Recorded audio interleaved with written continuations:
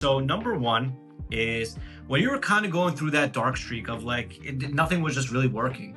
What gave you that motivation to keep pushing through instead of just like saying, you know what, maybe this isn't for me?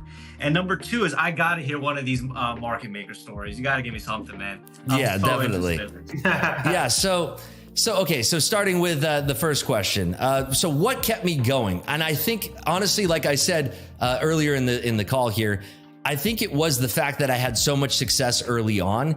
And I was always kind of chasing that success because it felt so easy at the time. It felt that if I can know nothing about what I'm doing right now and I can pull that much money out of something with that little amount of time and effort, you know, I come from a background of growing companies. So for me, that takes a lot of time, a lot of effort. If I was just clicking buttons for, a couple hours and able to pull $20,000 out of the market, this is 10 years ago, I'm attracted to that. And so that's probably what kept me in the game for a long time. But then it became such a chasing my own tail kind of errand where, like I said, I probably took about 6 months away from the markets. And then it was just going back to that idea that, it's working for some people out there. Obviously, it's like a 90% failure rate. It's working for some people out there. There has to be a way that I can make it work for me. And that was the drive that kept me going. And I'm not the kind of person who quits on anything. I'm usually the kind of person who just keeps persisting and pursuing what I'm interested in. And I was just very attracted to this idea that I could pull money out of this, this money in the sky kind of thing. And I could just pull money out of it if I worked as hard as I possibly could, because if other people are doing it,